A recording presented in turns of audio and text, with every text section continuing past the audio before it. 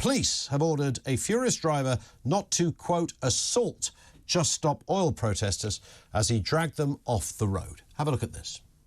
Right, so listen. Mate, we've got to go to work. Yes, sir. We've got to go to work. That's why we're here. If you start pushing them, that's assault. Right, so you can't do that. Now, if you do that is a crime. Right, so we're not going to do that anymore. There it is. It's a crime. You're not going to do that anymore. Around 100 activists returned to 5 central London roads for more slow marches. Their second road blocking protest in as many days. They are demanding ministers scrap all new oil and gas licences. The protest sparked visible anger from some motorists who ripped banners from them, hurled expletives and attempted to push them off the road. So how should the police deal with Just Stop Oil? Let's speak with Dale Vince, who's the founder of Ecotricity, who supports the organisation, and Howard Cox, founder of Fair Fuel UK. Good afternoon to you both. Dale, first of all, it's that old line. We've discussed this many times before. Where is the line between the right to protest and everybody else to get on with their lives? Yeah, hi, and it's good to chat to you about this. It's an interesting discussion, and honestly, I thought about this, and I think the police are right. In any other walk of life, that's an assault, and the law should apply equally on both sides of this. The protesters are facing the law themselves for protesting. Last week, 2 of them went to jail, 1 for 4 years, 1 for 3 years. So it's absolutely right that other people have to obey the law as well. These people will keep protesting because the government are killing us with the coal expansion, oil and gas expansion, and all the other things they're not doing. And people feel the real need to protest. It does disrupt other people, but that doesn't enable or allow assault. Howard Cox. Well, hello, Dale. I'm afraid you just said that people need a real time to protest. This is time. I'm sorry, there's more than 99% of the country to go to work. They're trying to get around all over the place in a lawful way. And what's happened yesterday is the police actually allowed these people to break the Highways Act. It is an offence to block the highway. And that's what they were doing.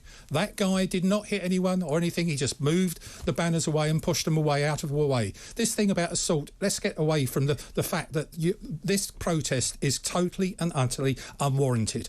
And what they need to do, and they've got to do this very much so, is you guys try and get elected into Parliament and do it properly through a debate. The problem you have is you have one Green MP. You have got no chance of getting this argument across because the majority of the country don't agree with you. There it is, Dale. You've got no support. There's a lot of nonsense, with respect, Howard, in what you just said. Actually, a lot of people feel the urgency of the climate crisis and the badness with which the government are acting, pulling in exactly the opposite direction. And this old chestnut about get yourselves elected and do it properly, flies in the face of what we've seen in history. Sometimes we have to stand up. Big changes come when people say, no, it may be the law that this is allowed to happen, but we say it's wrong and we have to change the law. And you cannot always do it through the ballot box. Right now, the Tories are making it difficult for people to vote. In the May elections, it's estimated 2.5 million young people between 18 and 24 will not be able to vote because the Tories have brought in... That's a different argument, Dale. They brought in voter ID just because of 6 cases of fraud. 2.5 million people will lose their vote. Dale, that's not... I agree with you. That's wrong. I think those people over 18, everyone should be allowed to vote. I'm totally in agreement with that. That is totally wrong. But what happened yesterday is this guy was trying to get to work, deliver things, all that sort of thing, and he's being held up. He loses money, he loses income, all those sorts of things. And there's loads of other people in that queue were suffering too. In fact, I know someone, particularly a taxi driver, was really getting frustrated. He told me that afterwards because he picked me up a bit later and he said he was caught up in that for nearly 3 hours. It can't be right. I'm sorry, that old chestnut, as you call it, going to try and get a vote. I'm sorry, that's what you've got to do because we're in a democratic society. You're putting demands on the government and demands on everyone else, and it's totally and utterly unwarranted. Okay, Howard, I accept that there's disruption. You can't have a good protest without it. I accept that. Fair you comment. said to me, we should take part in the election and get ourselves voted. And I'm telling you, the government are chiseling our democratic system by 2.5 million young votes, people that don't vote Tory. It's a very deliberate policy. If you have a bus pass and you're a pensioner, it counts as voter ID. If you have a bus pass and you're a student, it does not count. Well, I will... Doesn't every young person have photo ID? Is it more young people have photo ID than old people, Dale, don't they? That's a good question, Ian. No, listen, only 40% of 18 to 24-year-olds have either a passport or a driving licence. Only 40%. But you've got your student cards and various other things. It won't count. If you've got an old age pension bus pass, that will count. If you've got a student bus pass, that will not count. Okay. It's being chiseled. Be careful where you're going with this, because I'm a pensioner. All right. Well, let's maybe we'll pursue that. You can vote then. The Tories want you to vote because pensioners vote Tory. All right. Maybe we will. Well, not all of them, but maybe we'll pursue this on another day. The point about the oil protest, Dale, it is inconvenient. You don't dispute that. It's very difficult when people are going about their business, trying to get from A to B. Is there not a happy medium here? I know you are pro-disruption because you feel that advances the cause, but there has to be a line, surely, Dale Vince. Well, the problem, Ian, is that the climate crisis is so very real and so very threatening. Last year in Europe, tens of thousands, almost 40,000 people lost their lives due to the climate crisis, the extreme temperatures. I'd like to see the proof of that. It's out there. Every government in Europe has published deaths from excess temperatures for last summer. I just added them up. Well, what about the deaths from cold in the winter and all those sorts of things? I'm sorry, I really do challenge you throwing these emotive facts out there, and it's not based on real science. You said it was a fact. I like that. Thank you. No, you didn't mean emotive facts. Emotive facts. That's what you're using. And they are facts. No, they're emotive facts. They're your facts. It's your truth and our truth. They're not my fact. Every government in Europe has published an excess death report, including our government, for last summer's exceptional temperatures. We haven't seen them before, right? One day we had 40 degrees by London Heathrow next to a load of tarmac. I mean, I remember you weren't born in 1976, but I remember a whole summer of hot waves, heat waves. He's being nice to me now, and he's trying to charm me. I was born in 1961, and I do remember waves, okay? But do you remember last summer there were wildfires in London? What's happening with that? Well, yeah, but because we had a bit of a dry spell. It's called the weather. Crisis. It's not a crisis. See, it's climate change, not a climate crisis. That's another old chestnut. No. So anyway, my point is, Ian, to your question, the urgency is felt by so many people. The climate crisis now is taking lives from people. It's taking livelihoods and homes from people. Pure emotion. To disrupt somebody for a couple of hours in a traffic jam, I say it's a fair price to pay. There you see, Howard, Dale is saving lives. You're not.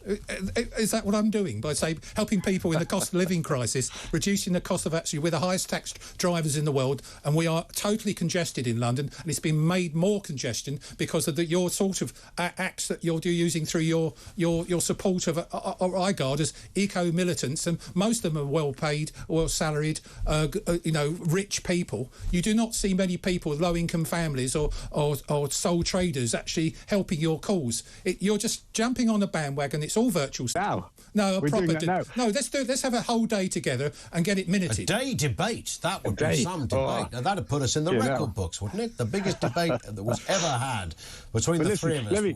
May I say this, Howard? I don't know whether you've ever met any of the people that are protesting. Yes, but I have. Your profiling there was absolute nonsense, right? That they're low paid, some of them are unemployed, they're pensioners, all kinds of people from all walks of life. They aren't the people you just said they are. Well, I've been around a lot of these protests when I go to Parliament and these sorts of things, and most of the people are very privileged and are very educated people. I've met them and I've spoken to them. I haven't seen many ethnic groups there. I've seen mainly people that seem very privileged, and I'm sorry to say that. That's my experience, and I've got 1.7 million supporters who would back me up on that. Dale, how much support do you think these protests have? Well, with the wider public and drivers on Britain's roads? What level of support do you think Just Stop Oil and their cohorts have? I think it's a good question, Ian. If you were to ask how many people in our country are concerned about the climate crisis, that's a different way to look at it, because I think the protests are disruptive and the media, of course, are focused on them and painting a picture of them like how it is at the moment. And I think that probably does result in a lot less support for Just Stop Oil, for example, or XR, than the number of people that are seriously concerned about the climate crisis and want the government to actually do something about it. Howard? Well, let me just say, I'm concerned about climate change. I don't believe there's a crisis. What we need to... well, you can laugh. You can... No, I'm sorry. It's scary. That's scary, that is. Well, I'm sorry. I'm accused of all sorts of things. I'm called a climate change denier. I'm not denying climate change. And we can go through the science of this, and I've looked at it in depth. The simple fact of life is this is not the way to try and get your argument across and change policy. If you got that argument across in a constructive, objective way, I'd be right behind you, believe it or not. Understood. Do you think that is constructive? But is there a problem there, Dale, in that there is a a sense that, those that go out there protesting are either kind of, entitled rich kids who are rebelling against, daddy's fortune, as Howard was just saying, or they're, kind of soap-dodging hippies who've got too much time on their hands and actually don't really represent the average person who wants to get on with their lives, and they're not buying into this. Is there a PR problem that you guys have got, Dale? No, I don't think so. I think that we have a media bias problem in our country, but I think both of those profiles you presented there, Ian, they represent the equivalent of an ad hominem attack that you get in a discussion or a debate when one side has lost the argument and resorts to just simple abuse and name calling. I think all of that is to really miss the point. And what Howard said there about let's look at the facts and stuff. I got to ask, have you read any of the work of the IPCC? Yep, from have you cover read to anything cover. from the UN? Because they are super clear. We are in a climate crisis. We're heading for 3 degrees global climate temperature increase. It's now 3, is it now? That's what we're heading for. No, well, you don't understand them, because they say that's what we're heading for, and what they're trying to limit to is 1.5, which is what you might have in mind. But then they are super clear that if we don't act urgently, then we are facing some disastrous scenarios globally. I simply don't believe that. That's science. No. The IPCC scientists on the IPCC that have been studying data for 60 years. Yeah, well, I've read that report, etc., and I can assure you that the actual science in that is questionable. And I can show you loads of reports, people like at Clintel, they will tell you straight categorically there is no climate change crisis. We just need to get round. No. We need to get round the table and clean up our air and have proper clean fuel technology and all those sorts of things which would actually back your cause. But we don't need to have this crisis approach and upset people across the planet. We have a crisis. Tens of thousands of people died in Europe last year. It's a bigger number globally. The ice caps are melting at unprecedented rates. Temperatures in the North Pole now are 7 times higher than normal. It has never happened before. We're getting to polar bears in Greenland next. I mean, we're going to go round in circles. I've offered you the chance to sit with someone like me to convince me and say, look, here's the real evidence, real facts, here's the real proof. Every single model that's happened in the last 20 years about the weather, I'm saying the weather, has proven wrong. Oh, yeah. So it's just like yours as well.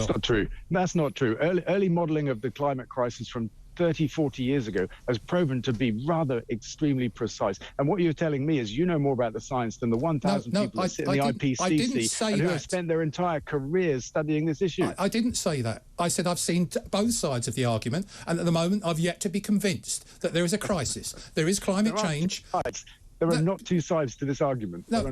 See? And you're talking about ad hominem attacks, but you're not allowing someone who's willing to actually sit down with you and talk about this properly, and let's try and get a message across to get some of what you want achieved. But you can't do it. I haven't called you any names. I'm simply saying there are not two sides to this discussion. I didn't call you names. You said you mentioned ad hominem attacks, and that's not what I'm doing. I'm saying there are two sides. No, you brought up the word ad hominem with Ian. Yeah. Oh, you're going around in circles now. You just brought it up, and I'm saying that's not what I'm doing. We need to stop that for a second. This is the circle of life right here, right? Absolutely. There aren't two sides, right? There's one side. We're in a climate crisis. We have to do something about it. If you say it's the weather, then you are a climate denier.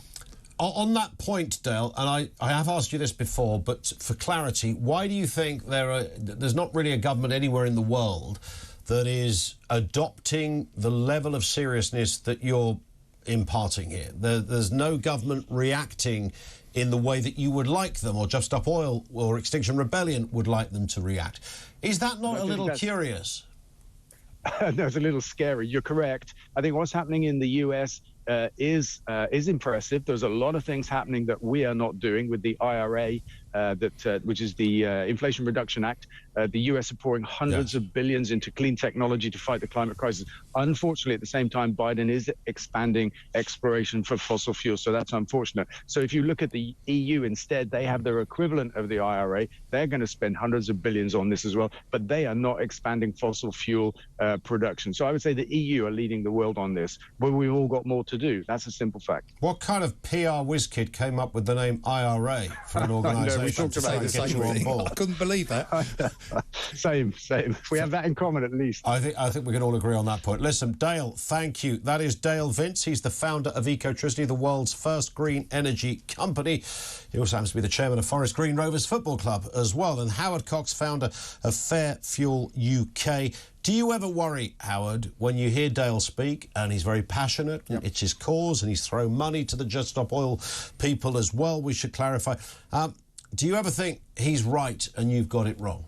No, I do not feel that way whatsoever, simply because I get thousands and thousands of emails and thousands of communications, and I talk to people, I talk to scientists, I talk to some very sensible people, and I'm sorry to say we're being dictated, or policies wanted to be dictated by emotion rather than serious science facts. We can go into what's happening in the planet at the moment in time. We're going through a cycle, and you know, Richard Tyson speaks about it on his Sunday show quite a lot, and what we're seeing is various cycles in the change in the climate and the temperatures. I'm sorry to say that a lot of the things he said about that modelling 40 years ago, they predicted that we wouldn't make 2000 and something. We wouldn't be here now. He says 40,000 people are dead, Howard. No, that's not true. That's not gone true. to their graves because of the climate. And well, we've got the same thing in London here with Sadiq Khan saying 4,000 deaths because of poor air quality. That's rubbish.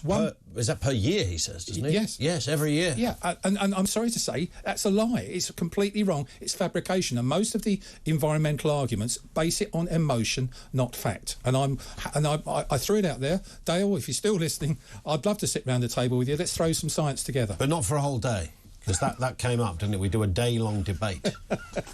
I think we'd probably have... I think we'd have quite a side. We could hire the O2 or something, maybe. It would be full up. It's just the three of us sit there for 24 hours debating these shenanigans. Oh, Ian, you'd love it. It'd be all right, wouldn't it? Yeah. We might need the odd libation to help us through, but that's another story. Howard, thank you, as ever. Howard Cox is the founder of Fair Fuel UK. Do search them up online as well. You're watching Talk TV. Over to you on this one. 0344 499 1000. Can I get a general sense of how you feel as a motorist, how you feel as a punter, as a citizen? It's an interesting... Bearing in mind, Dale is talking about the end of the world as we know it, and says there aren't two sides to this argument. What's your response to that? 0344 499 1000. This is Talk TV.